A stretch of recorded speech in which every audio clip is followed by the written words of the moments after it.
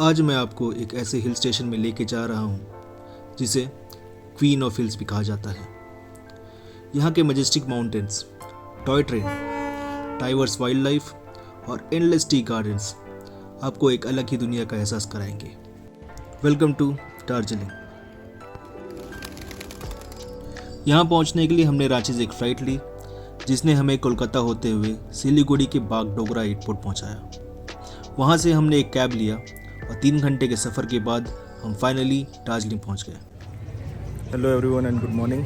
तो मैं हूँ दार्जिलिंग में और ये है यहाँ का फेमस मॉल रोड। सुबह के 8 बज रहे हैं, मौसम थोड़ा ख़राब है, फॉगी हो गया, सारे दुकान बंद है और लेकिन कलरफुल दुकान है। मे भी हम लोग थोड़ा सा देर के बाद में वापस यहाँ पे आकर के इस जगह को एक्सप्लोर करेंगे। तो फिलहाल चलते थोड़ा सा और आगे और देखते हैं और क्या क्या है यहाँ पर। तो हमने यहाँ ग्रीन टी सिप करते हुए लोगों की मॉर्निंग एक्टिविटीज़ इंजॉय की और फिर निकल पड़े महाकाल मंदिर की तरफ। तो हम लोग महाकाल मंदिर के पास से क्रॉस हो रहे हैं। यहाँ पे देखो बंदर लोग ध्यान लगा के बैठा हुआ है। थोड़ी देर पैदल चल के हम कंचनजंगा ऑब्जर्वेटरी पॉइंट तक आ गए, पर क्लाउड्स और फॉग की वजह से व्यूज़ बिल्कुल क्लियर नहीं था। लेकिन चलो, फिर भी कोई गम नहीं, मौसम फिर भी सुहाना है। नज़ारों का मज़ा लेते हुए हम आगे बढ़ चले। तो करीब 30 मिनट पैदल चल के हम जू की मेन गेट तक पहुंच गए। यहाँ पे हमने टिकट लिया और चलते चलते अंदर आ गए। तो हम लोग जू इंटर कर गए और जू इंटर करते साथ में यहाँ पे एक मैप लगा हुआ है पूरा जू का, जिसको कैप्चर कर लेते हैं ताकि हम लोग को घूमने में और नेविगेट करने में आसानी हो। अंदर घुसते ही सबसे पहले हमें कुछ souvenir shops, traditional dress rent shops और फूड स्टॉल दिख गए। एकदम एंट्री पे ही वाइब बन गई। जू के अंदर जाते ही मैंने सबसे पहले रेड पांडा देखा और seriously guys, they are so cute. Red pandas को फायरफॉक्स भी कहा जाता है और ये मेनली हिमालयस और नॉर्थ ईस्ट की फॉरेस्ट में पाए जाते हैं। रेड पांडा के अलावा हमने यहाँ पे कई तरह के रेयर और ब्यूटीफुल बर्ड्स भी देखे जो कि सिर्फ माउंटेन्स में ही मिलते हैं। वो क्या कर रहे हैं? So we saw a भालू। ये तो मस्त आराम चिल मार रहे हैं यहाँ पे। इसके अलावा हमें आइबेक्स, हिमालयन गोरल जैसे कई माउंटेन गोट्स के स्पीसीज देखने को मिले। यहाँ पे snow leopard, white tiger, leopard और बंगाल टाइगर जैसे रेयर प्रेडेटर्स को भी प्रिजर्व किया गया है। तो नेक्स्ट हम बंगाल नेचुरल हिस्ट्री म्यूजियम में पहुँचे। यहाँ प्रिजर्व्ड एनिमल्स, बर्ड्स, इंसेक्ट्स और रेप्टाइल्स तक के आर्टिफैक्ट्स डिस्प्ले किए गए हैं जो हिमालयन वाइल्ड लाइफ और बायोडाइवर्सिटी को शोकेस करता है। यहाँ घूमने के बाद हम सीधे चल दिए हिमालयन माउंटेनियरिंग इंस्टीट्यूट की तरफ। ये इंस्टीट्यूट 1954 में इस्टेब्लिश हुआ था और इसका मेन पर्पस है माउंटेनियरिंग ट्रेनिंग देना और हिमालयन एक्सपीडिशन को प्रमोट करना। इस जगह की सबसे खास बात यह है कि यहाँ पर टेंजिंग नोर्गे, जो सर एडमंड हिलरी के साथ 1953 में माउंट एवरेस्ट की समिट तक पहुँचने वाले पहले माउंटेनियर थे, उन्होंने यहाँ पर ट्रेनिंग दी थी। उनके नाम पे यहाँ एक मेमोरियल भी बनाया हुआ है। इंस्टीट्यूट के अंदर एक म्यूज़ियम भी है जिसमें पुराने एक्सपीडिशन के इक्विपमेंट, फोटोग्राफ्स और हिमालयन माउंटेनियरिंग का पूरा हिस्ट्री शोकेस किया गया है। यहाँ से निकलकर हम शाम को महाकाल मार्केट की तरफ आ गए, थोड़ा सा शॉपिंग किया, कुछ खाया और फिर अपने रूम की तरफ चले। तो ये है डे 2 और ये हमारा आज का पहला लोकेशन है। तो हम लोग अभी पहुँच गए घूम स्टेशन, जो कि इंडिया का सबसे ऊंचा स्टेशन है। तो वैसे अभी यहाँ पे कोई ट्रेन तो नहीं दिख रहा है, तो आई डोंट नो यहाँ पे ट्रेन कोई दिखेगा कि नहीं, बट स्टिल हम लोग थोड़ा देर यहाँ पे वेट करेंगे, नाश्ता करेंगे, फिर थोड़ा आगे जाएंगे। ट्रेन्स को बिजी रोड्स और बाजार के बीच से गुजरते देखना दार्जिलिंग का एक यूनिक एक्सपीरियंस है। एक तरफ शॉप्स तो दूसरी तरफ लोग चल रहे होते हैं और बीच से ट्रेन स्लो मोशन में निकल जाती है। स्टेशन के थोड़े ही आगे है घूम मोनास्ट्री, जिसे योगा चोलिंग मोनास्ट्री भी कहा जाता है। ये मोनास्ट्री 1850s में बनी थी और यहाँ एक मैसिव मैत्री बुद्धा स्टैचू है जो बहुत ही पीसफुल वाइब देता है। मोनास्ट्री के अंदर आपको तिब्बतन कल्चर, थंकास और स्कल्पचर्स भी देखने को मिलेंगे। अब हम पहुंच गए हैं बतासिया लूप, जो दार्जिलिंग हिमालय रेलवे का सबसे फेमस स्पॉट है। यह नैरो गेज ट्रेन एक सर्कुलर लूप बनाकर घूमती है। ये लूप 1919 में बनाया गया था ताकि ट्रेन को स्टीप स्लोप्स इजीली क्रॉस करने में हेल्प मिले। आज के टाइम में ये सिर्फ एक इंजीनियरिंग मार्वल नहीं बल्कि एक टूरिस्ट अट्रैक्शन भी बन गया है। यहाँ एक वॉर मेमोरियल भी है जो गोरखा सोल्जर्स को डेडिकेट किया गया है।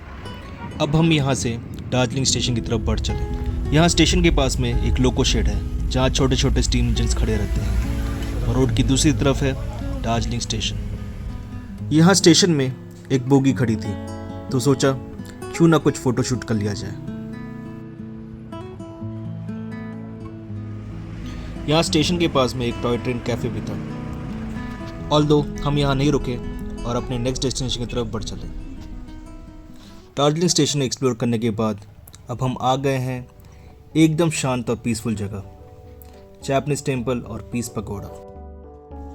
सबसे पहले हम जापानीज टेम्पल के अंदर गए। ये एकदम ट्रेडिशनल जापानीज स्टाइल का वुडन स्ट्रक्चर है।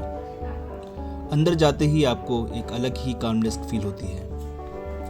यहाँ पर मॉन्क्स और विजिटर्स मिलके बुद्धिस्ट चैंट करते हैं और वो साउंड इतना सूदिंग होता है कि आप ऑटोमेटिकली एक पॉजिटिव जोन पर चले जाते हो। टेम्पल से थोड़ा ऊपर चढ़ते ही मिलता है पीस पगोड़ा जो 1972 में जापानीज बुद्धिस्ट मॉन्क निशिदात्सु फूजी के डिसाइपल्स द्वारा बनवाया गया था। फूजी ने दुनिया भर में पीस पगोड़ास बनवाए और उनका विजन था कि हर रिलीजन के लोग एक जगह मिलके पीस और यूनिटी को सेलिब्रेट करें। अब हम आगे बढ़े तो रास्ते में हमें रोपवे दिख गया। इससे आपको वैलीज, टी गार्डन्स और स्नो कैप माउंटेन्स का एकदम बर्ड आई व्यू मिल जाता है। रोपवे के पास एक ब्यूटीफुल स्कूल बिल्डिंग भी है जो कॉलोनियल स्टाइल में बना हुआ है। दार्जिलिंग स्कूल्स हमेशा से फेमस रहे हैं अपने एजुकेशन और आर्किटेक्चर दोनों के लिए। थोड़ा आगे जाते ही हम पहुंच गए मैत्री टी गार्डन में। जब नज़ारे ही इतने खूबसूरत हो तो थोड़ा ट्रेडिशनल फोटोशूट का सीन तो बनता है ना। एकदम कलरफुल और वाइब्रेंट वाइब्स। सच में ऐसे मोमेंट्स ही तो ट्रैवल का बेस्ट पार्ट होता है। A perfect way to end the day in Darjeeling.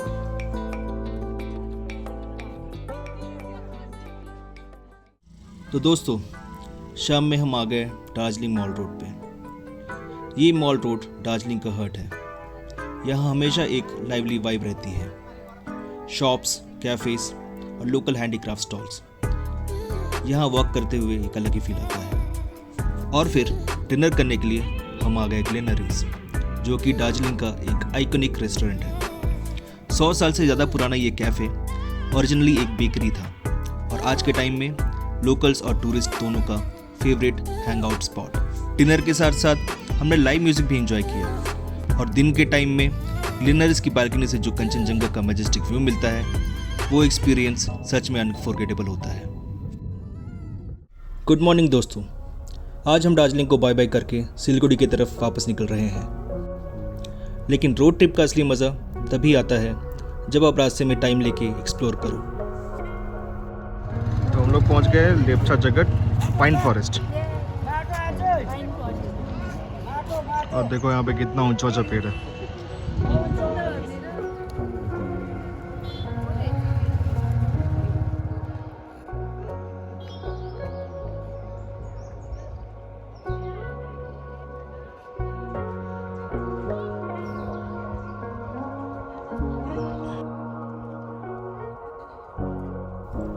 तो लेप्चा जगत से हम आगे बढ़ चले और रास्ते में एक बहुत ही इंटरेस्टिंग जगह मिली, सिमाना विलेज। ये विलेज एकदम यूनिक है क्योंकि इसका आधा हिस्सा इंडिया में है और आधा नेपाल में। तो अभी हम लोग सिमाना में हैं। तो सिमाना इसका नाम इसलिए है ना क्योंकि रोड की इस तरफ में है इंडिया और इस तरफ में है नेपाल। तो हम लोग नेपाल और इंडिया को एकदम रोड के इस पार और उस पार ही है। दिखाओ तो यहाँ पे नेपाल का करेंसी भी मिल रहा है। देखो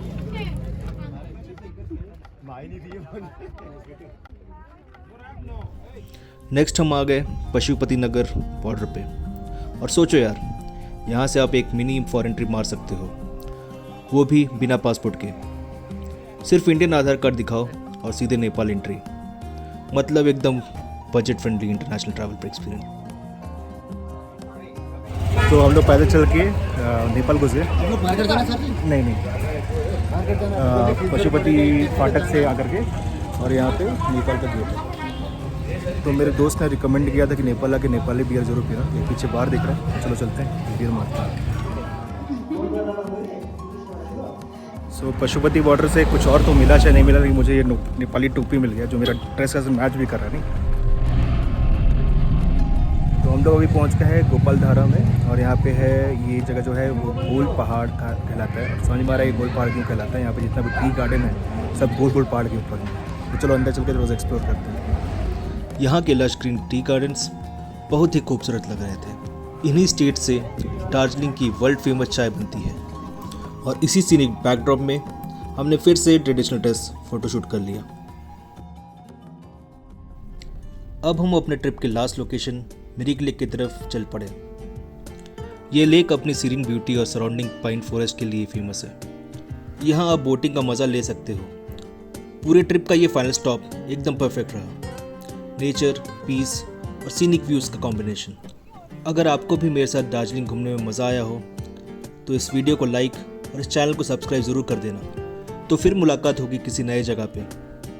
तब तक टेक केयर, बाय बाय।